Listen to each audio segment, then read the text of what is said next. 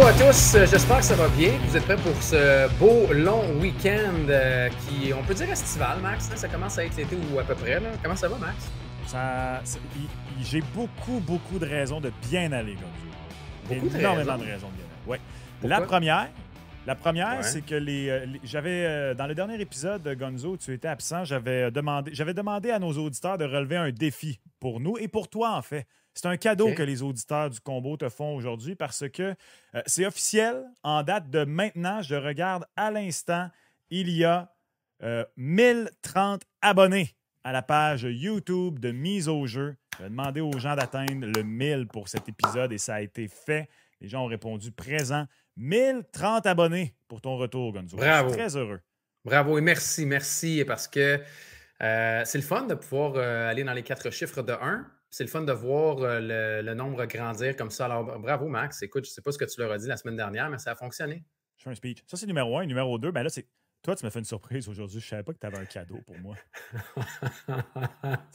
Lequel? Si vous écoutez en format audio en ce moment, vous devez aller au format vidéo. Gonzo, je sais que ça a été une belle semaine pour toi parce que, eh bien, un certain Joe Burrow a décidé de se déguiser en Anakin Skywalker. Et toi, aujourd'hui, tu fais un hommage à ton préféré. Tu rends hommage à Joe Burrow. Avec un coton ouaté orange et une casquette noire. D'abord, un coton ouaté, il fait 40 à peu près. J'admire ton courage. Je le porte à 12 mois par année, tu le sais. Hein. On m'avait pas averti que c'était l'Halloween. Non, mais moi, ça me dérange pas. Les gens me le disent souvent, ça, sauf qu'en étant fan des Bengals, je porte le orange flash comme ça 12 mois par année aussi. Fait que j'avoue que si j'étais pas fan des Bengals, ou pour les gens qui le savent pas, puis qui me croisent dans la rue, mettons, puis que je puisse porter du orange flash comme ça, ils peuvent se dire soit que le gars est signaleur routier, soit qu'il veut juste attirer l'attention, soit qu'il est daltonien. Ben non, je suis fan des Bengals, mais j'ai d'autres qualités. Mais c'est une bonne combinaison de couleurs, de toute façon, le noir et l'orange. Comment trouves-tu cette photo qu'on a fait apparaître à l'écran pour nos auditeurs de Joe Burrow, Anakin Skywalker dans la revanche du site? Ça a été viral cette semaine. Moi, honnêtement... si je suis fan des Bengals, Gonzo, j'aurais dû sortir la cote des Bengals au Super Bowl à l'instant parce que Joe Burrow a l'air de ça. Attention, le reste de la NFL n'a qu'à bien se tenir. Là. Moi, j'aime ce qu'il a fait. Visuellement parlant, c'est troublant, par contre, là, mais, Moi, mais le geste, je veux dire, tu sais, j'ai vraiment hâte à la saison de la NFL. Puis je suis curieux de voir qu'est-ce que Joe Burrow nous réserve parce qu'il est en santé et il est dangereusement en forme là, de ce qu'on entend. Oui, il est très dangereusement en forme, le bon Joe. Oui, merci Max. C'est le fun aussi, ta casquette, elle est magnifique. Je vais te le dire. Là. Il n'y a pas derrière pensée ou message. C'est simplement un compliment, tu vois. Ben écoute, salutations bien distinguées à V-Nation qui a refait les chandails de hockey de mon équipe de bière. C'est vraiment beaucoup trop de qualité pour du Beer League, honnêtement. Et ils m'ont fait une belle surprise quand je suis arrivé. Salutations à Joe de V-Nation. La casquette, j'en reviens pas. Puis toi et moi, là, on est des fans de casquettes. Là, alors on sait reconnaître la qualité d'une bonne casquette. Peut-être que vous allez pouvoir vous en procurer une bientôt. Je dis ça de même. Voilà, les plugs sont faits. Là. On représente vraiment à 100% Montréal, toi et moi, aujourd'hui. Ouais, moi j'ai la Hard Gang, toi t'as la V-Nation. Les deux, on a NTL. On ne s'était pas parlé. Là, on s'était pas. Il y a Patrick derrière plus, toi. Tout est beau. Tu vois, c'est correct. À part l'orange, là, tout va bien. Exact. Dans une semaine où ça a été au cœur des discussions, Montréal, ville de sport, ben nous, en tout cas, on est Montréal, ville de swag. Voilà. C'est bien dit. Ça, c'est bien dit. Drip, Gonzo. On a du drip comme les jeunes. Maintenant qu'on est rendu à 1000 abonnés, il faut fièrement représenter tout ça. Max, je peux pas croire qu'on parle encore de repêchage, mais j'en suis vraiment... Non, je suis content, par exemple. Sûr. Je suis content parce que, je dis j'en reviens pas, parce que je suis surpris de voir l'engouement encore envers le repêchage de semaine en semaine.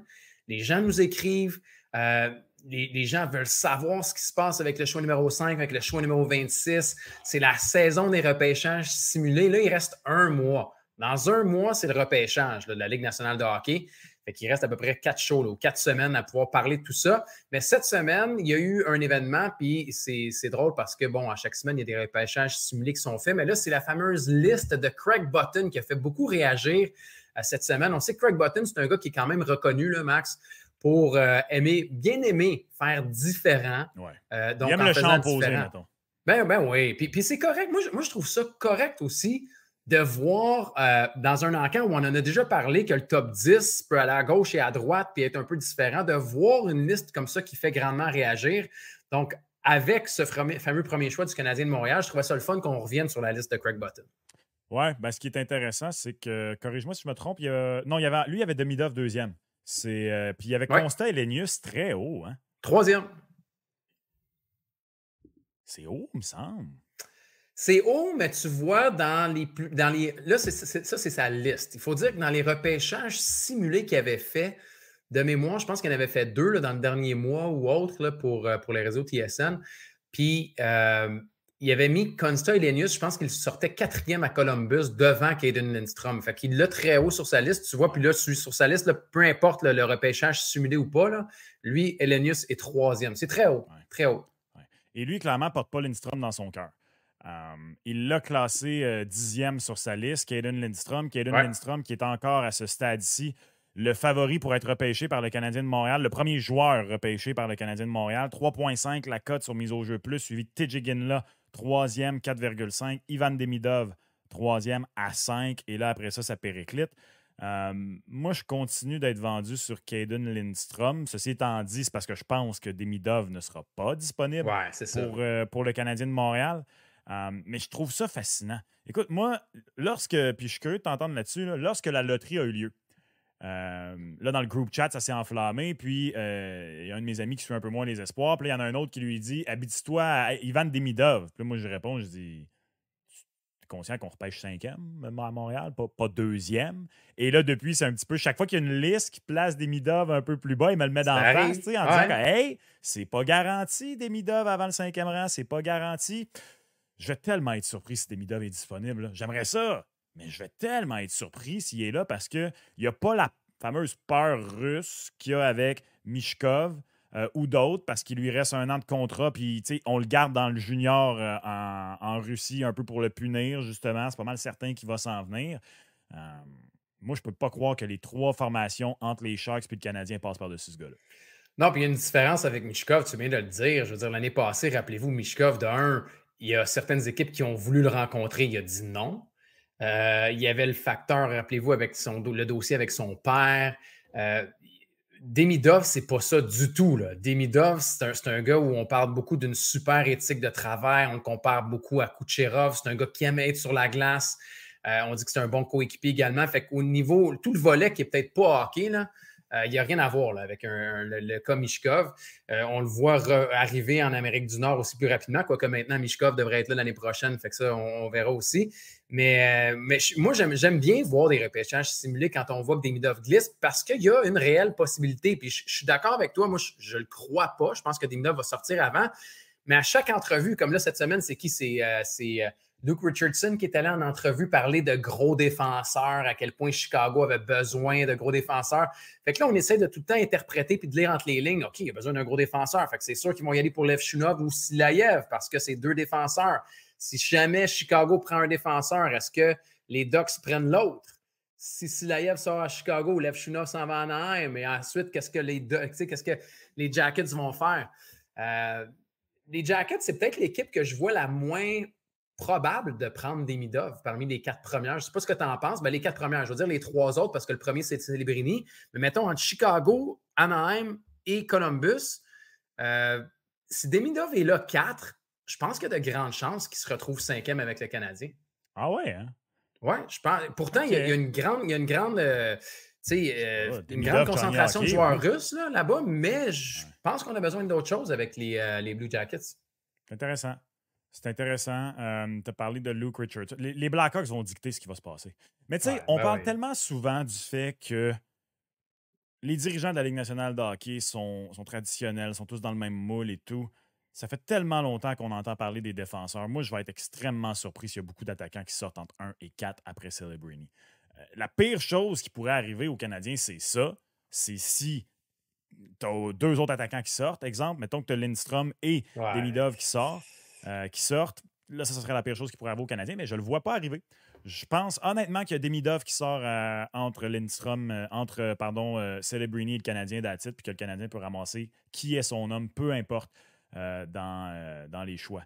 Que ce soit Iginla, que ce soit Lindstrom, que ce soit n'importe qui d'autre rendu là. Lui aussi, il y a Berkeley Catton très bas, hein? Ben, tu parles de Craig Button? Craig Button, oui. Écoute, c'est complète. Pour les gens à la maison, allez faire un tour. Là, vous allez le trouver un peu en ligne, un peu partout. Là, mais Demidov est là, numéro 2, là, après Celebrini. Puis tu le disais, Consta Elenius est numéro 3. Numéro 4, on ne l'a pas dit, mais c'est TJ Ginla. Je veux dire, TJ Ginla est numéro 4 sur sa liste. Puis par la suite, je veux dire, Lev Shunov est 7e. Dickinson est 8e. Et Silayev est 16e. Puis tu as parlé de Berkeley Catton. Berkeley Catton est 14e. Caden Lindstrom est 10e. Donc, il y a vraiment des différences dans le top 15, je dirais, là, dans son repêchage. Pas dans son repêchage, mais dans sa liste. Moi, je pense que c'est une cuvée de défenseurs. Je pense qu'il y a des besoins qui sont là. Tu parlais des différentes cotes. Moi, je pense que j'irais, on en a parlé dans une émission aussi dans les dernières semaines, j'irais peut-être éparpiller ma mise un peu partout. J'aime bien Lindstrom, j'aime bien Iginla. Je vais rester chez les défenseurs. Quoique, est-ce que vraiment le Canadien de Montréal pourrait y aller avec un défenseur? Puis sinon, est-ce que Consta Elenius est une possibilité? On n'entend jamais parler d'Elenius avec le Canadien de Montréal. Puis il y en a beaucoup qui le mettent top 10 pareil. Moi, je dirais que non. C'est juste que je vois la cote à 22 fois la mise, puis je me dis, wow, si quelqu'un veut vraiment frapper un circuit, mais sinon, je resterai avec les 3 attaquants qui sont là comme les 3 favoris dans le tableau des cotes. Peux-tu imaginer un scénario dans lequel le Canadien repêche un défenseur? Parce qu'on a reçu la question sur YouTube dans le dernier épisode de Mike Gravel 5310. Salutations Mike Gravel 5310. Le seul scénario où le CH repêche un défenseur avec le 5e choix, c'est s'il échange 2 défenseurs au repêchage. Je n'irai pas jusqu'à dire 2, mais 1, c'est possible. Si le Canadien va vraiment trouver un gros joueur de qualité, là. On a parlé de Martin Necas, on a parlé de Trevor Zegras. Il y en a qui continuent de parler de Dylan Cousins du côté des Sabres. Après avoir échangé Casey Middlestad, je ne vois pas pourquoi les Sabres se départiraient de Dylan Cousins, mais admettons pour la discussion qu'on va là. Je peux voir le Canadien être prêt à se départir d'un défenseur pour un joueur de cette qualité-là. Et donc, en repêcher un 5e, si jamais, que ce soit Lev Shunov ou un autre, se retrouve dans cette position-là disponible. Je pense que ça peut être sur la table, mais je vais être très surpris, extrêmement surpris si le Canadien repêche un défenseur. En même temps, je tenais le même discours l'an dernier, puis finalement, ils sont allés avec Reinbacker. Mais en même temps, c'est ce qu'on entendait en marge du repêchage, qu'il l'aimait beaucoup, Reinbacker. Je serais encore plus surpris. Non, cette année, je pense qu'on serait doublement surpris, là, Max, parce que l'année passée, il y en a beaucoup qui ont déjà été surpris. Moi aussi, j'ai été surpris l'année passée, mais en raison de la faiblesse au niveau de la profondeur à droite, on se dit, OK, c'est pas si pire. Sauf que ce qui est drôle là-dedans, puis je ne sais pas ce que tu en penses, c'est que en raison du fait que cette année, c'est une cuvée de défenseurs, si tu te dis, si on avait pris l'attaquant l'année passée, là, cette année, on prendrait sûrement un défenseur. C'est une cuvée de défenseurs. Puis on serait sûrement en train de se dire, OK, ben, qui va être là numéro 5? Est-ce que finalement c'est Silayev qui va descendre? Est-ce que c'est Lev Shunov? Parce qu'on est mince à droite, on a juste Logan Mailloux. Reinbacker n'est pas là. On serait en train de décortiquer ça. Si le Canadien avait pris, par exemple, l'année passée, là, un Mishkov ou un Ryan Leonard ou un autre attaquant, on serait sûrement en train de décortiquer les défenseurs aujourd'hui.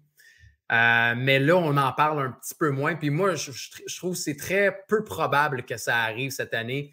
À moins qu'on échange, comme tu dis, on a déjà parlé. Est-ce que c'est Mailloux puis un choix de premier tour? Est-ce que c'est un autre qui va être là, qui fait que le Canadien de Montréal va se dire, OK, on va en repêcher un autre, un défenseur?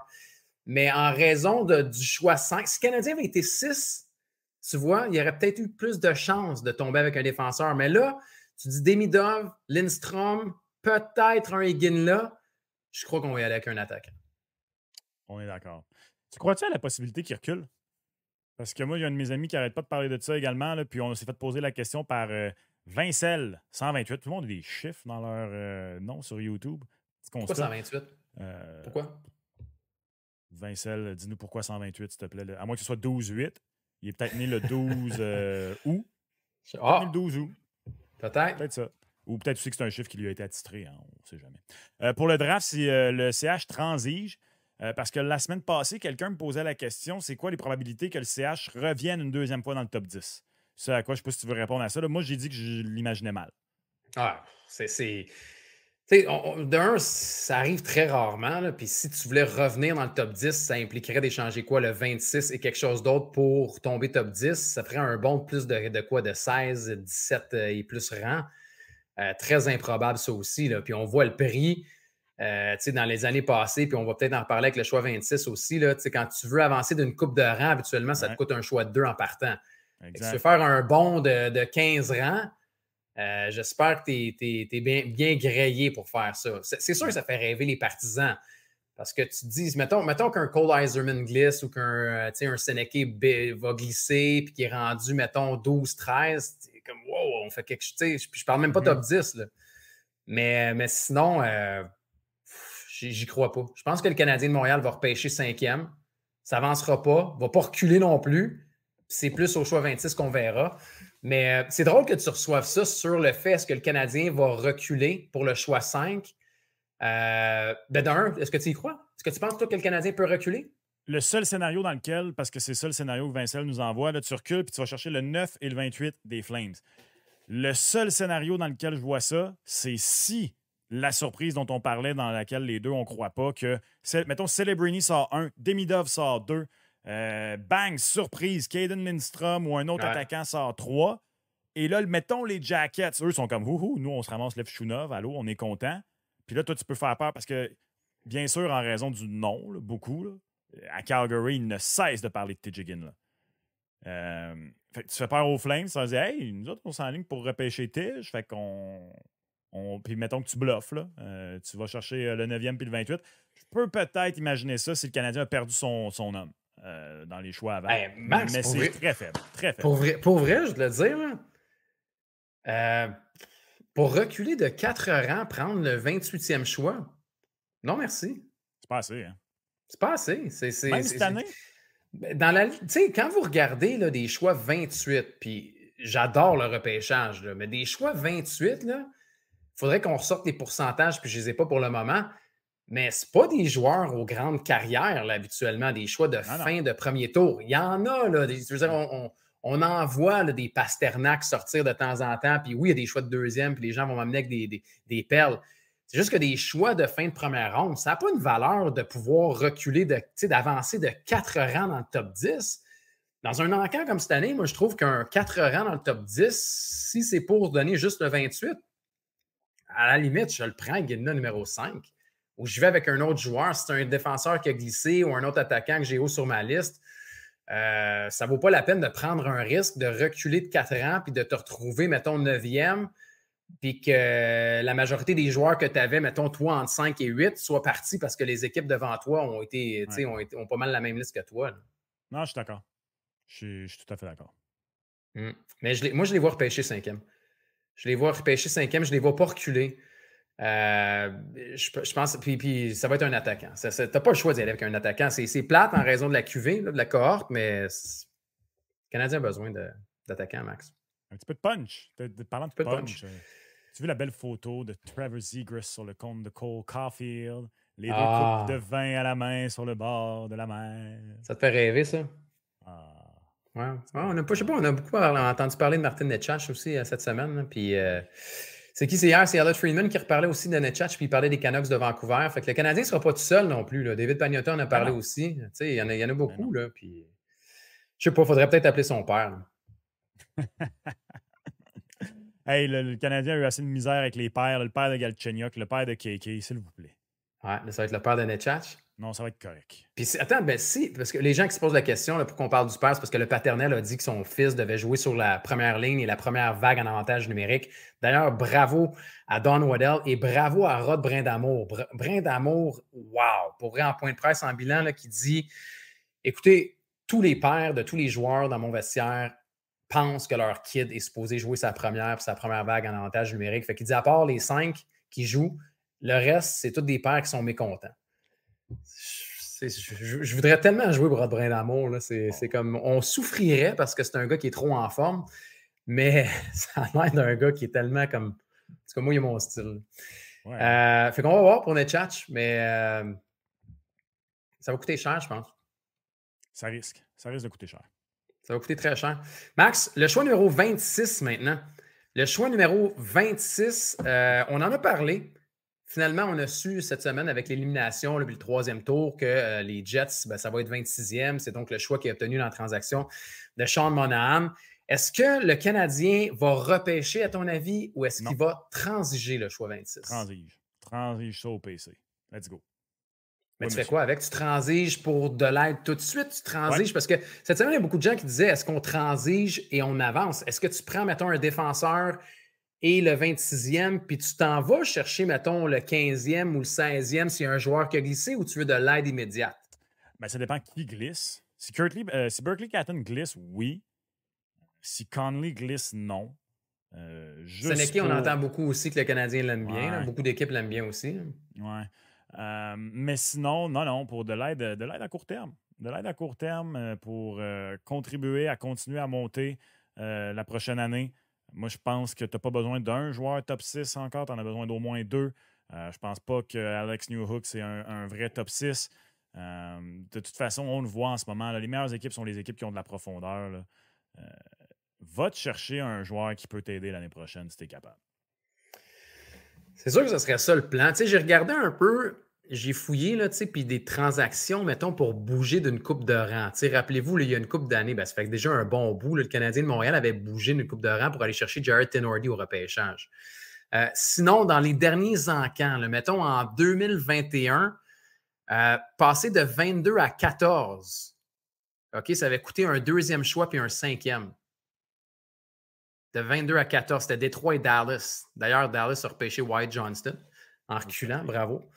Et ils ont repêché, ils ont eu un deuxième et un cinquième. Sinon, en 2022, les Sharks et les Coyotes avaient fait un échange. Ils étaient passés, tu vois, de 27 à 11. Ça, c'est un gros bond, là. Mais ça avait coûté 2 choix de deuxième ronde, puis c'était des choix de 34 et 45. Fait que c'est quand même des choix. Tu sais, le Canadien n'a pas ça cette année. Fait que si tu veux prendre le 26 et avancer, il va falloir que tu donnes un défenseur. Qui tu donnes, je ne sais pas. Et est-ce que c'est vraiment... Tu sais, je me dis, est-ce qu'un échange empêche l'autre? Est-ce que tu peux combiner 2 échanges comme ça? Et là, cette année, les Blackhawks viennent de payer pour s'avancer de 2 rangs. C'est rare, me semble, que tu payes si longtemps avant le repêchage pour t'avancer. Oui, ça, pour vrai, c'est très inhabituel comme transaction. Habituellement, on voit ça la veille. Eux autres, là, ils savent exactement qui repêche qui. Moi, je te le disais avant le début de l'émission, d'après moi, je ne sais pas qui a proposé ou qui s'est fait proposer, puis ils se sont dit, ben oui, tout de suite. Fait que là, ils reculent de 2 rangs, mais il y a des choix de deuxième ronde et un choix extra de deuxième ronde qui a été mis là-dedans aussi. Il y a une des 2 équipes qui était très à l'aise, ou du moins qui a été agressive, puis que, tu sais, on ne voyait pas la même chose, puis on s'est dit, go, on y va. Là. Pour ceux qui n'ont pas vu passer, là, donc vendredi, les Blackhawks de Chicago reçoivent des Islanders de New York le 18e choix et le 50e, donc un choix de deuxième ronde. Ouais. Et les Islanders, donc, reculent de 2 rangs, reçoivent des Blackhawks le 20e, reçoivent le 54e et le 61e. Donc, 2 choix de deuxième ronde. Fait que, dans le fond, mettons qu'on fait kiff-kiff. Tu recules de 2 en première ronde. Tu recules de 4 en deuxième ronde. Puis donne-moi un choix qui est tout de suite après, le 61. Oui, exact. Fait que, tu sais, c'est ça. Fait que, est-ce que ça peut être, mettons, une base pour voir ce que ça peut coûter cette année au repêchage? Mais là, on parle des choix de 18 et 20, là, avec des choix de deuxième tour. Fait qu'amener ça, mettons, dans le top 10, puis là, ça peut coûter pas mal plus cher. Parce que, tu sais, il fut un temps, rappelle-toi, là, au repêchage, ça arrivait pas mal plus souvent. Mettons, tu sais, c'est sûr qu'il y a eu les Sedin avec McCabe et puis Brian Burke. Ça fait très longtemps, comme ça. Très, très longtemps. Puis il y a eu Marc-André Fleury, puis il y a eu Vincent Lecavalier, là, de mémoire également, tu sais. Fait que c'était tout le temps des petites tractations, mais qui étaient comme... ça coûtait pas si cher, tu sais, de mémoire. Mais, mais de nos jours, dans le top 5, comme tu viens de parler, les Sedin, Fleury, ça se fait plus. Ça se fait pas. La dernière fois, je pense que ça s'est fait dans le top 5, je pense que c'est Fleury. Il faudrait qu'on revérifie, là, mais de mémoire comme ça. Je pense que c'était Marc-André Fleury. Fait que, non. Moi, je les vois transiger le 26, par exemple. Moi aussi, je les vois transiger. Oui, on peut y aller, puis on peut continuer là, à se dire, OK, on va en prendre un. Mais le Canadien de Montréal a trop besoin d'aide en offensive. Fait que ce serait parfait de pouvoir, repêcher un attaquant avec le choix numéro 5, puis après, prends le 26, combine avec qui tu veux. On a déjà parlé à l'émission. Est-ce que c'est un Logan Mailloux? Est-ce que c'est un autre défenseur? Est-ce que c'est un choix de premier tour l'année prochaine? Est-ce que c'est le Non, 26? non, non. Non, mais OK, tu pour le comprends. Canadien, excuse, je viens de comprendre. Je pensais que tu... Oui, oui, oui. Moi, je veux pas que le Canadien recule, aille chercher plus de choix. T'es plus là. Non, T'es plus à l'étape de l'accumulation. Non plus, je suis d'accord. Puis je pense qu'on est capable de. En tout cas, c'est peut-être une mauvaise lecture là, de ma part. Je ne veux pas t'inclure là-dedans. Mais quand on entend Kent Hughes parler, on n'est plus là non plus. T'sais, on sent qu'on est proche tu peux de m'inclure là-dedans. pouvoir. Je sens, moi, dans ma lecture, dans mon interprétation, que Kent Hughes est sur le bord de pouvoir utiliser ces choix-là pour des résultats, de pouvoir commencer à les investir pour du retour tout de suite. Il fut un temps où on transigeait et on accumulait. Là, on veut commencer à en faire sortir. De toute façon, ça ne donne rien. Vous le savez, on en parle souvent. Tu as le droit d'octroyer 50 contrats dans la Ligue nationale de hockey. Fait que tu as beau avoir 12 choix, 13 choix, 15 choix, tu ne pourras pas les signer. Fait que tu as du volume, mais est-ce que tu as de la qualité? Après, si tu veux y aller avec de la qualité pour en échanger, puis une équipe qui est peut-être qui est ouverte à apprendre ça, tant mieux. Je pense que le Canadien de Montréal est en train de tourner le coin pour essayer d'aller chercher encore des joueurs qui vont se greffer à ce noyau-là. Puis, en tout cas, moi, j'ai confiance en Kent Hughes et en Jeff Gorton pour cette avenue-là. Non, je suis d'accord. Puis, je veux dire, il a carrément dit à son point de presse de mi-saison que cet été, on passait à une prochaine étape. Là. Et à moins que la prochaine étape soit accumulée encore plus, je vais être vraiment surpris. Non. C'est pas pour rien qu'on entend Zegras puis Netchach puis des noms qui sont là, qui peuvent s'apparenter à des Newhook puis à des Kirby Dach. Est-ce que c'est un plus gros coup qu'on veut frapper cette année pour un joueur qui est encore plus établi? Zegras, je pense qu'il fit là-dedans. Zegras, s'il est échangé à Montréal, c'est un nom qui est pas mal plus établi qu'un Dach ou un Newhook qui débarque. Oui. C'est moins un projet. Même Netchach. Netchach aussi, c'est comme ça. Il y a une saison d'au-dessus de 70 points quand même. Là. À suivre. Je suis tellement, en tout cas, moi, je suis rendu à l'étape où je veux Trevor Zegras juste pour la réaction des gens. Chaque fois que j'en parle, je me fais tellement dire qu'il ne faut pas toucher ce gars-là avec une pause de 10 pieds que là, c'est même plus rationnel. Je reconnais que je ne suis même plus à un endroit rationnel. Là, c'est mon côté d'agent du chaos là, qui se dit que oh boy, ça serait bon ce show-là. Oh, tu veux juste le spectacle, t'es comme let's go. Donnez-moi le spectacle. Ouais, puis je parle même pas du spectacle sur la glace de Michigan puis tout. Là. Je parle, si je me fie à la réaction des gens, ça va pas être si bien reçu que ça. Fait que je trouverais ça tellement drôle. Puis imagine un instant que Zegras débarque puis il connaît tout un début de saison. Oh. Ouais, je comprends. Moi je suis avec toi là-dessus. Personnellement, mettons, j'adore le joueur. Je trouve qu'il y a des skills, c'est incroyable. Le Canadien en a besoin. Parce que c'est lui que je ciblerais, je ne sais pas, ça dépend à quel prix. Mais juste pour voir ce que ça donnerait, je veux dire, je m'assois, je ramasse le popcorn puis je regarde le spectacle. Là, parce que imagine les réactions. Mettons moi, je me fais l'avocat du diable. Au lieu de dire il y a un bon début de saison, il rentre puis il y a un point en 12 games. Mais c'est justement, peu importe. L'un ou l'autre, tu as vraiment un bon show. Là. Parce que c'est quoi l'affaire? C'est que les gens ont peur d'un Jonathan Drouin 2.0. Chaque fois qu'il est question de Trevor Zegras, les gens ont peur d'un Jonathan Drouin 2.0. Puis je m'excuse, le partisan de hockey montréalais, là, je trouve personnellement, en tant que partisan de hockey québécois de 32 ans, là, ma génération, là, on n'a pas le droit de refuser du talent de la sorte.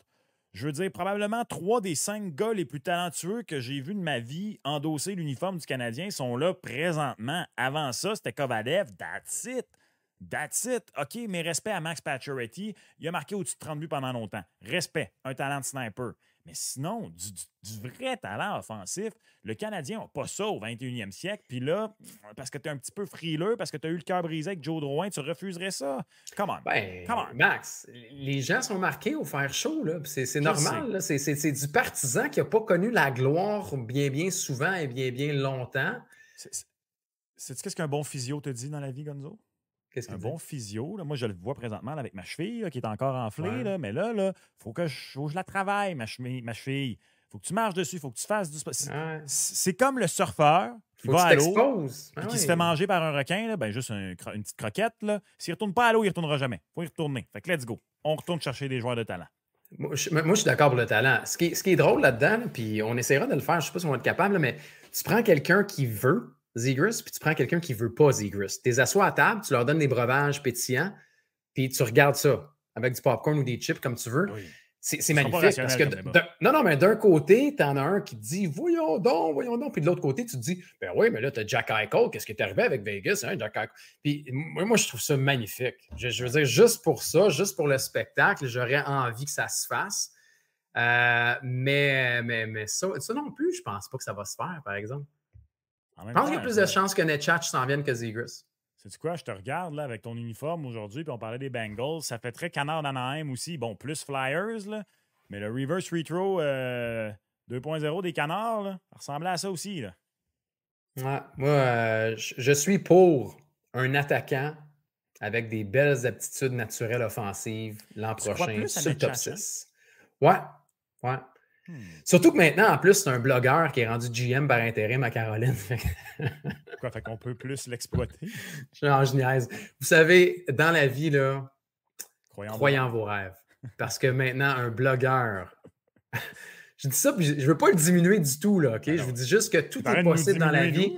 Ben, c'est ça. Toi ou moi, on va peut-être être un DG dans la Ligue nationale un jour parce qu'Eric Tedowski, qui est maintenant DG par intérim des Hurricanes de la Caroline, parce que Don Waddell a décidé de pouvoir quitter. Puis lui, il était dans les statistiques avancées, puis il a été blogueur, puis il a été assistant DG, puis là maintenant, ben, il est DG par intérim. Vendredi 24 mai est une belle journée pour tous les blogueurs de hockey sur la planète. Ça ferait une bonne série YouTube, ça. Road to Becoming an NHL General Manager. C'est magnifique. J'espère qu'ils vont le faire. Suis ça. J'espère qu'ils vont le faire. En tout cas, on verra pour Netchatch. On part notre chaîne YouTube, c'est juste ça. C'est nous qui commençons à tenter quelque chose. On commence en état, je sais pas. Guillaume et Max, ils ont-ils besoin d'un directeur général là, pour leur club de la Ligue nord-américaine de hockey? Ah ouais, Ligue américaine, ouais. Il faut commencer quelque part. C'est vrai. C'est bien de le dire. Il faut commencer quelque part, Max. Hein? Alors, croyez en vos rêves à la maison. Avec tout ça, oui, il y a le repêchage simulé, il y a le repêchage qui s'en vient, mais on a des séries éliminatoires dans la LNH, Max, et on est rendu au troisième tour. Quelle bonne première partie dans les deux séries. Ouais, c'est vrai. Puis, je vais y aller avec un humble brag en commençant. Puis, ouais. Non, mais je veux savoir toi aussi, parce que, d'un, je pense que là, le compte des pizzas est à +1 pour moi en raison des Stars contre l'Avalanche. Ben dans la ronde précédente, on avait mis Stars Avalanche. Tu avais pris l'Avalanche, j'avais pris les Stars. J'ai donc gagné la pizza. Ben, je me souvenais pas qu'on avait mis une pizza là-dessus. Oh, Caroline! La mémoire était la faculté qui oublie, là, mais... T'étais pas là la semaine dernière, c'est pour ça. Là. C'est pour ça, OK. C'est ça, t'en as parlé la semaine passée, c'est pour ça, j'imagine. Exact. D'un, c'est ça. De deux, je suis 12-12 après 2 rondes. T'es 12-12? Ah ouais, hein? Moi, j'étais 7-8 en première ronde, puis je suis 3-4 en deuxième ronde. Tu vois? Humble brag. Mais ma finale de la Coupe Stanley est encore possible. J'ai Rangers-Oilers depuis le début en finale de la Coupe. C'est pas clair qui gagne, par exemple, là, mais... Pardon? Non, c'est jamais clair qui gagne. Mais sais-tu quoi? C'est une bonne affaire que je me sois trompé dans mon pool personnel. Pourquoi? Parce que si Rangers et Oilers vont en finale, je suis assuré de gagner peu importe ce qui arrive. Parce qu'il n'y a personne qui a pris les Oilers.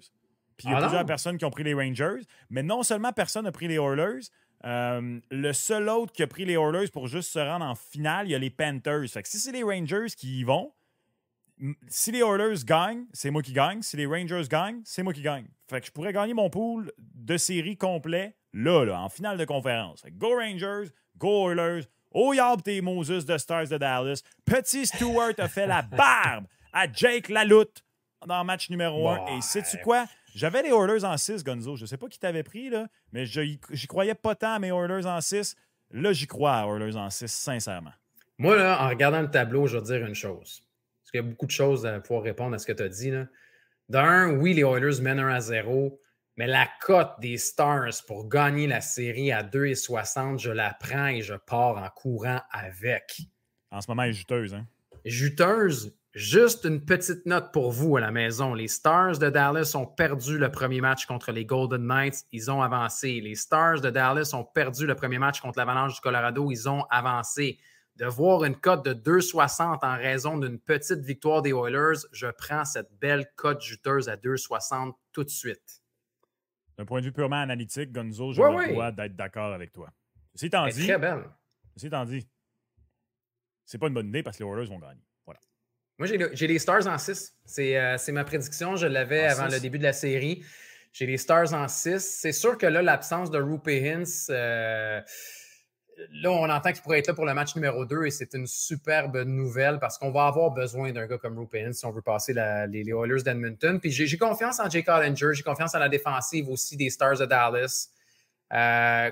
Quoique là, on a parlé beaucoup de la profondeur des Stars. Il y en a certains qu'il faut qu'ils se mettent un peu plus en marche, je dirais. Ouais, mais je vais rester avec ma prédiction. La profondeur des Stars, par contre, en défense, est pas aussi... Matt Duchesne avait dit, après avoir marqué le but gagnant contre l'Avalanche, qu'il savait que l'Avalanche dépendait plus des gros canons que eux. Et donc, plus que chaque match avançait au sein d'un match et plus que la série avançait, eux, plus ils allaient rester frais et les Stars, l'Avalanche allait être essoufflée. Mais en défense, dans cette série-là, c'est le contraire. Les Oilers d'Edmonton roulent beaucoup plus la défense en entier que les Stars. La preuve, le défenseur le plus utilisé des Oilers est Evan Bouchard depuis le début des séries. Il serait le 4e défenseur ou le 5e. Il me semble que c'est le 4e défenseur le plus utilisé chez les Stars de Dallas. Alors, on joue à 5 défenseurs, carrément, du côté des Stars. Et pour une rare fois, ben là, c'est peut-être les Oilers qui vont avoir cet avantage-là. Mais on s'entend que sinon, là, ça va être une bonne série. Moi, honnêtement, je crois quand même à la possibilité de 7 matchs.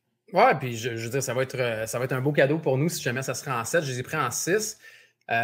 Mais peut-être pour compléter aussi sur la défensive des Oilers, puis c'est pas pour la dénigrer, mais ils n'ont pas le choix de rouler à 6 parce que c'est comme ça qu'ils ont joué cette année, puis parce qu'ils n'ont pas de Miro Heiskanen. Puis, tu sais, oui, Van Bouchard est bon, il y a des séries.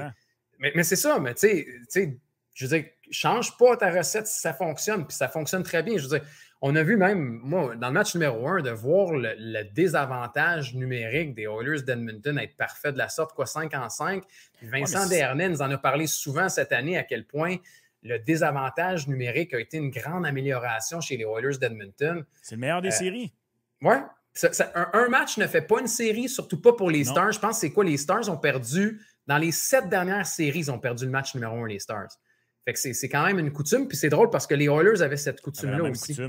Ouais. Puis là, ça a changé un peu cette année. Là. Ils ont gagné 2 des 3 matchs numéro 1 là, dans les séries. Mais c'est pas parce que les Stars ont perdu un match que. Puis déjà là, tu regardes, je regarde ma prédiction des Stars en 6, c'est une cote de 7,50. Fait qu'elle est vraiment de loin supérieure à celle des Oilers en 6 qui est à 4,50. Fait que je serais à l'aise de la garder. Mais le 2,60 m'attire. Ah, mais t'as raison. Mais c'est juste un match, mais puis dernière tendance là, sur Stars Oilers, là, mais j'ai fait le saut quand j'ai regardé que non seulement parmi les équipes encore en vie, là, donc le Carré d'As, mais parmi toutes les équipes qui ont atteint le 2e tour, les Stars de Dallas ont le pire désavantage numérique. Et même que les Golden Knights de Vegas, qui ont été éliminés au premier tour, ont un meilleur désavantage numérique qu'eux jusqu'ici en série. Donc, face au meilleur avantage numérique, ils ont donné un avantage numérique aux Oilers dans le match 1. La clé est par les punitions. Mais attention quand même. Le meilleur avantage numérique, les Oilers. Le meilleur désavantage numérique, les Oilers, en séries éliminatoires. Et les Stars, le pire désavantage numérique jusqu'ici dans les équipes qui ont accédé au moins au 2e tour. Ça pourrait être une guerre d'unité spéciale. Puis Jake Oettinger a été sensationnel dans le match numéro 1. Il va falloir qu'il le soit. De l'autre bord, je continue d'être inquiet pour Petit Stuart, mais à date, c'est comme la tempo 85, je pense, de ma mère qu'elle avait encore en 98. Ça tient, mais... Ouais, ça tient pas fort. Là. Moi, ma mère, elle avait une Pony 85. Là, je me rappelle, là, mon ami Carl Borman, il se levait, il tirait le siège, puis on voyait le sol. Là. Oui. Fait qu'elle roulait, mais tu sais, c'est chien pour Skinner, ce qu'on dit, là, mais... Moi, j'ai pas confiance en Stuart Skinner. Je veux dire, tu peux avoir confiance sur un match, puis mettons match numéro 2, il peut te sortir, il a donné 4 buts sur 13 lancés. Puis, Oettinger, j'ai pas cette crainte-là. Je veux dire, c'est normal. Là, c'est un défenseur, c'est un gardien de but qui, je sais pas, qui est plus constant. Je veux dire, même s'il s'est raté en séries éliminatoires par les années passées, j'aime mieux aller avec Oettinger. C'est-tu en qui j'ai confiance? Qui? Leon Draisaitl. Salutations à Jean-Thomas Jobin, lors de notre édition spéciale début des séries au casino qui disait qu'on écartait un petit peu trop rapidement Leon Draisaitl du revers de la main. Leon Draisaitl, après le premier match de la série, est soudainement 2e favori pour gagner le trophée Conn Smythe. En ce moment, moi, souviens-toi, je t'avais dit justement dans l'épisode au casino, j'ai dit faut que Leon Draisaitl batte McDavid, pas au fil d'arrivée. Faut qu'il 13 matchs, Max. 13 matchs, là? 13 matchs de suite avec un point. Le record de la Ligue est 18. Fait que ça se peut que la semaine prochaine, on se parle et que Léon soit en quête du record. C'est Brian Trottier qui a le record avec 18 matchs de suite avec au moins un point en série. En ce moment, Léon en fait assez pour battre McDavid. Fort McDavid en marque en Moses, début vainqueur d'ici la fin des séries si les Oilers se rendent jusqu'au bout pour devancer Draisaitl. Donc, si vous êtes de ceux qui ont pris Leon Draisaitl tôt dans le parc, et même avant le match 1, il y avait encore beaucoup de valeur dans le choix de Leon. Il y en a encore à 6, pour être honnête, mais il y en a beaucoup moins qu'il y en avait. Mais présentement, là, pour moi, il est le favori carrément tout court. Ben, moi, si tu me poses la question, là, on regarde les cotes, puis tu me dis, tu as un montant à mettre aujourd'hui, est-ce que tu le mets sur Connor McDavid ou Leon Draisaitl après 2 rondes et un match? Je prends Léon. La séquence de 13 matchs, je ne dis pas que Connor McDavid n'a pas des bonnes séries éliminatoires, mais de le voir dans la série contre Vancouver, c'est 3 matchs sans points pour Connor McDavid. Fait que oui, on est rendu à mi-chemin. C'est ça aussi qu'il faut. Quand on regarde le Conn Smythe, d'un, il faut pouvoir projeter, mais se dire qu'il y a encore beaucoup de hockey à jouer. Fait que si tu veux y aller d'un choix safe et que tu penses que les Oilers vont y aller, je prends Léon, la séquence de 13 matchs. Puis ça, c'est un bon débat entre Connor et Léon. Mais par après, le buffet, il est beau, Max. Là, on parle d'être à mi-chemin. Regardez, si vous avez les Rangers, mettons, on part avec les Rangers. Shesterkin est à 10, mais mettons, tu te dis Panarin, Zibanejad, Trocheck ou même Kreider. Hey, c'est des gars à 40 fois la mise, puis ça se peut que ce ne soit pas juste en raison d'Igor. S'il commence à avoir une stretch ou une séquence où Panarin devient complètement en feu ou un Zibanejad, c'est des gars qui ont des bonnes séries, Trocheck aussi. Il y a encore des bonnes cotes à aller chercher pour le Conn Smythe, je trouve. Je m'inscris en faux, par contre, sur les Rangers. Pourquoi? Si les Rangers gagnent la Coupe, c'est Bobrovsky. C'est Shesterkin. C'est Shesterkin, excuse. Écoute, j'ai dit Bobrovsky parce que justement, Sergei Bobrovsky n'a pas donné 3 buts ou plus, incluant le 3 depuis le match 1 contre les Bruins. Fait que pour battre les Panthers, il faut que Bobrovsky fasse ce que Price essayait de faire en 2017 quand ils ont joué contre les Rangers et Lundqvist, justement. Price donne moins de 2 buts sur une série de 6 matchs puis il perd en 6. Ça se peut que ça arrive à Bob dans cette série-là. Ça se peut sincèrement que ça arrive. D'ailleurs, justement, dans la série entre Panthers et Rangers, moi, à tous les matchs, ça va être des teasers. Je vais mettre le total de buts à 6,5 puis ça va être un en dessous. Les Panthers donnent très rarement au-dessus de 25 tirs. Je viens de le dire, le Bob, jusqu'ici, en série, il a joué 12 matchs.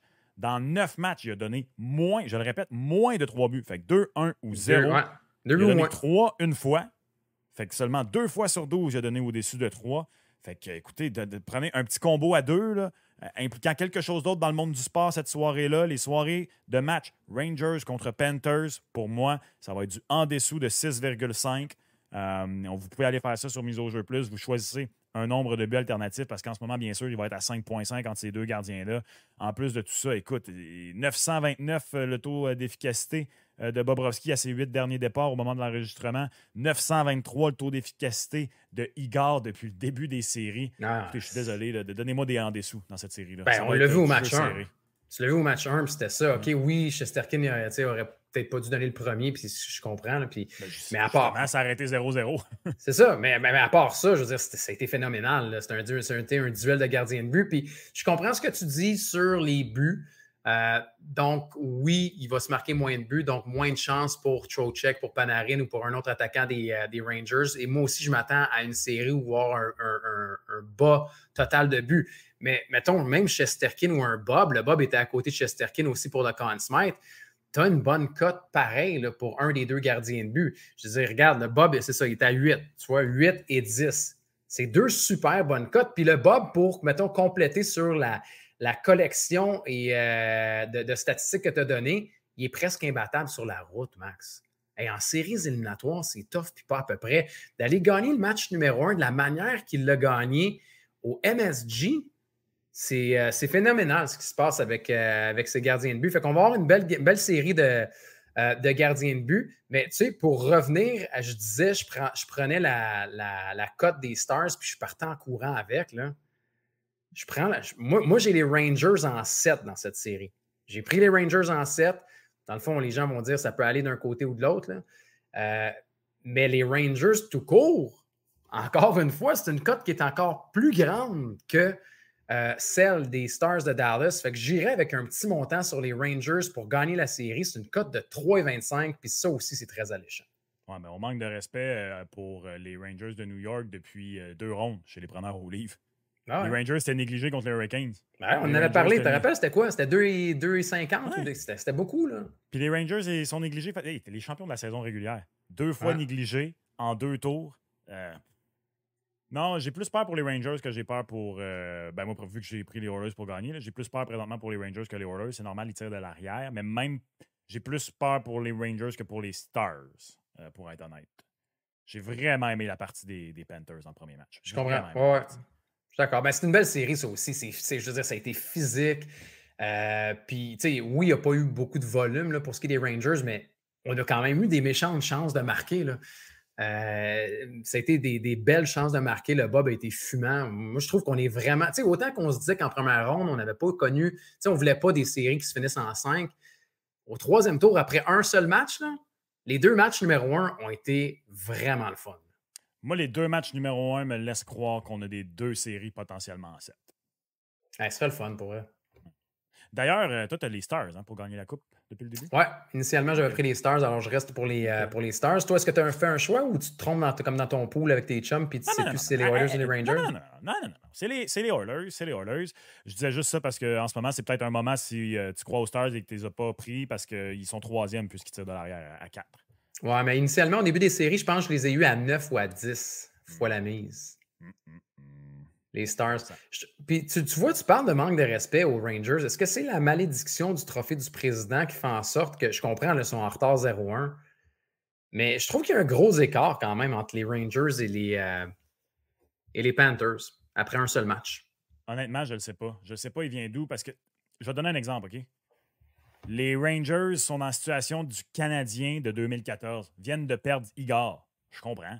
Ils ont beau être champions de saison régulière, ils viennent de perdre Igor. Mais les Rangers, tout le monde est là, tout le monde va bien. Ah oui.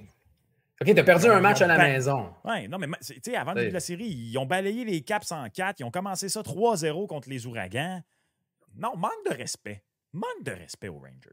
Ouais. Tu sais, je comprends que les Panthers sont physiques, sont gros, sont profonds, sont allés l'année passée, le Bob est en feu. Mais je trouve qu'il y a des arguments pour les Rangers aussi. Puis je veux dire, si les Panthers passent, je ne serais pas surpris. Là. J'ai pris les Rangers en 7. Fait que c'était quasiment si je fais un 25 sous. Là. Puis j'ai longtemps hésité. Mais je veux dire, je trouve aussi, moi, la différence entre les Panthers et les Rangers m'étonne. C'est vraiment la cote. Quand je parle de manque de respect, moi, c'est le fait de ne pas donner aux champions de la saison régulière leur dû en termes de favoritisme. C'est ce que je veux dire. Parce que moi aussi, là, les Panthers sont bons. Moi-même, avant cette série-là, si j'avais pas mes poules de début de série qui sont encore possibles, Oilers, Rangers, je t'aurais dit, les Panthers, ils font peur en ce moment. Mais je trouve que t'as pas le choix de respecter les Rangers. Parce qu'en plus, ils n'ont pas été sur le cruise control là, pour le gagner, le trophée des présidents. Les Ouragans leur ont soufflé dans le cou pour les battre à la division jusqu'à la toute fin. Pour moi, il n'y a rien. Il n'y a rien qui mérite de ne pas être favorisé dans chacune de leurs séries en ce moment. Je trouve que tu dois à tout le moins leur donner leur respect. Quand c'est pour les Browns, on en parle. Alors là, c'est pour les Rangers, on en parle aussi. Marc, j'ai une question pour toi. Quoi donc? Que se passe-t-il avec le CF Montréal? On a combien tu vas me dire, tu as combien de temps? Exactement. Non, mais c'est fou. Non, mais il y a une couple de semaines, on en parlait. Puis je me rappelle même, au début de l'année, on avait sorti les cotes pour les séries éliminatoires. Puis ça allait bien. Puis on était encouragés. Puis Coccaro, puis Yankov, puis Martinez, puis ci, puis ça. Puis les deux, on avait pris que le CF Montréal allait participer aux séries éliminatoires. Là, je veux dire, si tu me posais la question, regarde, je ne ferais pas une scène, mais j'irais quand même pour le nom à 1,30 parce que j'y crois malheureusement pas en raison de tout ce qui s'est passé, en raison des blessures, en raison du dossier Chouanière, en raison de Renard, en raison de ce qu'on a vu cette semaine. Je veux dire, l'accumulation fait en sorte que c'est d'une tristesse ce qui se passe. Ça prendrait un gros mercato. C'est ce que... La panne sèche en attaque est comprenable. Tu viens de le t'as nommé tout le monde. Je veux dire, les blessures, Opoku, Martinez, Coccaro sont pas là. Yankov a raté beaucoup de temps. C'est normal. La défense ne s'explique pas. L'effondrement défensif ne s'explique pas. Ben, il s'explique d'un point de vue tactique. Puis là, c'est Nashville qui s'amène au stade Saputo samedi. Et ça va être difficile. Ça va être extrêmement difficile. Là. Pour une première fois depuis longtemps en MLS, Montréal est favorisé à la maison. Là. Honnêtement, c'est rendu quasiment rare. Par contre, je suis désolé, c'est plate, mais je saute sur Nashville en fin de semaine. Ouais. Nashville n'a pas encore de victoire sur la route, je m'en fous. Nashville est bâti pour battre Montréal. Comment est-ce que Montréal se fait battre ces temps-ci? Il se fait battre sur des contre-attaques rapides, se fait battre sur des coups de pied arrêtés, se fait battre parce que la ligne défensive est haute. Puis regarde, pas de manque de respect. Là. Mais même Forge, une équipe de division inférieure, a exploité exactement ça dans son match pour battre Montréal. Tu penses qu'Annie Mouktar et sa bande ne vont pas le faire? Non, je suis désolé. Montréal a perdu 4-1 à Nashville plus tôt ce mois-ci. C'est plate. On a dit toutes les bonnes choses cette semaine du côté montréalais, mais j'ai rien vu encore qui me prouve qu'on va faire les bonnes choses. Et donc, avec budget, je suis quand même un homme de modération. C'est important. Hein? Ça demeure un jeu. Il y a du hasard. Peut-être que je me trompe royalement. Peut-être que Samuel Piette, il va d'un speech endiablé, motive les troupes, puis soudainement, les 16-42 et le collectif retrouvent leur langue, encouragent l'équipe, belle atmosphère. Fait qu'avec un tout petit montant, parce que je respecte mon budget, ça va être Nashville. Victoire de Nashville. Ouais, je peux pas te contredire là-dessus. C'est avec ce qui est arrivé avec le Forge aussi en fin de semaine. Là, on sent une fatigue, un manque de confiance psychologique là, au niveau fatigue psychologique. Puis là, on est à court de mots, on ne sait plus quoi dire, on ne sait plus quoi faire. Cette équipe-là est perdue, cette équipe-là est blessée, cette équipe-là est au plancher. Je ne sais pas ce que ça va prendre, mais je ne pense pas que ça va arriver en fin de semaine. Donc, moi, je sauterais sur la cote de Nashville également. J'espère me tromper. J'espère me tromper pour ce club qu'on a à cœur. C'était presque poétique, ton affaire. Si je n'avais pas porté du orange, d'après moi, tu me l'aurais donné. La poésie? Ouais. Non, OK, c'était poétique. Non, tu manques de respect envers l'orange, Max. C'est pas ma couleur. C'est correct. Il faut oser dans la vie. Oui, il faut oser. Moi le rose, c'est ma couleur. Alors moi, tu vois, c'est correct. Ouais, moi, je l'ose parce que je peux le porter parce que je suis fan des Bengals. C'est correct. Ma mère dirait que c'est le vert, ma couleur, mais ça, c'est pour une autre discussion. Ah, c'est bien ça. Hey, on termine ça avec un petit mot sur la NBA parce qu'on parle qu'on a des bonnes séries. Je trouve qu'on a des bonnes séries dans la NBA. Non, on a de grandes séries. Hey, pour vrai, là, la série entre les T-Wolves et les Nuggets, là, c'était malade. Ça, c'était de la grande poésie. C'était très, très bon. C'est quoi? Tu sais, du moment où LeBron est parti à Miami en 2010, là, j'adore le basket pour elle. J'aime vraiment ça, suivre ça. Là, mais la majorité des années, là, parlez-moi pas avant la finale de conférence. Puis des fois, parlez-moi pas avant la finale. Là, l'ère des super teams est terminée pour de bon. C'est le fun. Et cette année, là, regarde, les Celtics sont favoris pour gagner. Puis honnêtement, je suis pas mal sûr que Boston va gagner. Puis bravo aux Pacers là, qui offrent une belle compétition. Là, mais malgré tout ça, là, la cote la plus probable, Max, là, dans Boston puis les Pacers, là, je pense de mémoire comme ça, j'avais vu, c'est en 5. Fait que, c'est, je veux dire, si c'est pas le balayage, ça va être en 5 matchs, à mon avis, là, pour Boston. Mais de voir Dallas contre Minnesota, moi, je trouve ça vraiment encourageant pour la NBA. Oui. Puis en ce moment, ce qui est plate, c'est que Kyrie et Luka Doncic ne sont pas au sommet de leur forme. Et malgré tout ça, les deux qui vont de 30 points dans le premier match. Anthony Edwards, ceux qui ne le connaissaient pas, c'est son année, c'est son coming out, ça n'a pas de sens. Honnêtement, je ne vends pas tout de suite la peau de peu importe qui s'en va affronter les Celtics en finale. Bon, je viens de vendre celle des Pacers, là, mes respects à Pascal Siakam. Puis bon, Bénédicte Mathurin, mais Bénédicte ne joue pas, il est blessé. Je pense que ça va être les Celtics en finale et je pense que ça va être une longue finale. Je pense que les Celtics qui sont favoris vont l'emporter au bout du compte. Ouais. Écoute, ça fait tellement longtemps qu'on attend les Celtics. Tellement longtemps. Ils ont eu leurs opportunités. Ils n'ont pas encore réussi. Puis là, il faut que ce soit leur année. Il faut absolument que ce soit leur année. Mais moi, je suis un fan de Luka Doncic depuis qu'il est entré dans la ligue. Let's go, mon Luka. Je veux voir les Mavs l'emporter. Mais je pense que ça va être les Celtics. Mais tu as raison, ça fait longtemps que je n'ai pas suivi des séries autant que je le fais cette année dans NBA. Moi aussi, quand on regarde les cotes, là, je prendrais les Celtics. Mais j'ai beaucoup aimé ce qui s'est passé avec les T-Wolves. Je veux dire, Anthony Edwards, comment ne pas aimer le basket quand tu regardes un gars spectaculaire comme Anthony Edwards? J'avais le goût de mettre ma camisole de Karl Anthony Towns aujourd'hui ou celle de Luka Doncic, mais finalement, je me suis dit, je ne vais pas faire ça. Ouais. Depuis 2 ans. Là, j'aime bien les T-Wolves. Je trouve que... Quelle couleur? Pas une avec bleu marine. Bleu marine. Leur chandail vintage est sensationnel. Ouais, parce que celui qui est bleu marine ou qui est en blanc avec les lignes en haut, je les aime moins, mais bon, c'est celle-là qu'il y avait, fait que c'est celle-là que j'ai prise. Là, mais... Il a fallu qu'ils demandent une permission spéciale de la NBA pour porter leur chandail vintage dans les séries. La NBA, contrairement à d'autres sports, permet le port des troisièmes chandails. Ouais. Ça, d'ailleurs, on peut avoir un gros débat là-dessus. Voir les Celtics en noir en série, les Celtics en vert, s'il vous plaît. Mais bon. On avance dans la NBA. On avance. Il ne faut pas oublier que les T-Wolves ont mené 2-0 contre les Nuggets. En ont perdu 3 de suite. Tiraient de l'arrière par 20 à m'amener dans le match 7 contre les Nuggets. Ouais. Alors, moi, je pensais que c'était fini. Là. Je vends pas tout de suite la peau des T-Wolves. Ceux qui ne connaissent pas ou qui regardent peu la NBA, là, regardez un match quand même des T-Wolves contre... Hey, Luka Doncic est tellement magané, il avance plus. Il a l'air d'un gars de 45 ans, pour vrai. Hey, je sais c'est quoi un gars de 45 ans, Max, OK? Ouais, tu l'étais il y a quelques années. Je te l'ai mis sa palette en maudit, celle-là. T'es Carlson, moi je suis Ovi, j'avais juste à faire mon one-timer dans le Non, là. Come on. D'un, c'est erroné ce que tu viens de dire. J'avais pas 45 ans il y a quelques années.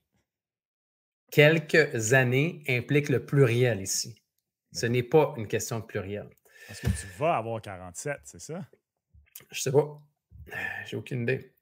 Mise au jeu plus, miseaujeu.com pour tous vos paris et j'espère qu'on vous a donné de précieux conseils pour aller vous promener et choisir à gauche, à droite, au hockey, au basket, le choix du Canadien, le Conn Smythe, les séries, le CF et tout le reste. Faites-vous un budget comme Max disait, ça c'est important. Continuez à nous écouter, à nous regarder. Dites-le à vos amis parce que là, on a franchi le plateau des 1000. Ce serait le fun d'aller à 2000 aussi. Ouais. Bon, on va commencer par 1100. 1100, tout le monde, on s'abonne. En bas à droite, pour ceux qui sont en format vidéo. Et si vous êtes en format audio et que vous n'êtes pas en train de conduire votre véhicule, parce qu'il y a quelqu'un la semaine passée qui disait « Yes, le combo qui sort au moment où je rentre à la maison, c'est parfait. » On aime ça, on est content de l'entendre. Fait que si vous n'êtes pas en train de conduire, là, vous ouvrez votre application YouTube, on s'abonne. Puis on clique sur la cloche pour une notification. Voilà. Comme ça, dès que l'épisode est publié, vous le recevez. Même chose, hein, vous pouvez faire la même chose sur Spotify. Alors, mettez des cloches partout. On aime les cloches. Les cloches. C'est vrai qu'on adore les cloches. Parler des Phillies, peut-être la semaine prochaine. Ils vont bien, les Phillies. Ouais. Édouard Julien. Très bien. Ouais, je pense que je vais aller à Minnesota, voir les Twins bientôt. Ouais? Ouais. J'ai pas encore planifié mon voyage de balle estival. Là. On en parlera dans les prochains épisodes. T'sais. Intéressant. L'année passée, c'était quoi? 4 stades, je pense, au moins, pendant l'été. Oh. Il faut en faire au moins 1 ou 2 par année. Là. Ouais. Ouais. Ou là, tu as l'air d'avoir des doutes là, sur ton été de balle. Non, mais je pense que c'est 2019 la dernière fois que j'étais allé à un match de balle. Non, c'est pas vrai. Ben non. J'étais allé aux Yankees il y a 2 ans. Bon, tu vois. J'étais allé aux Yankees il y a 2 ans. 2022. Toi que t'es traité de niaiseux, par exemple, Max. Ben non, mais ça, je le fais souvent. Très souvent. Merci d'avoir été à l'écoute. Bon 3e tour éliminatoire dans la LNH aussi. Bon week-end. Puis on se reparle la semaine prochaine.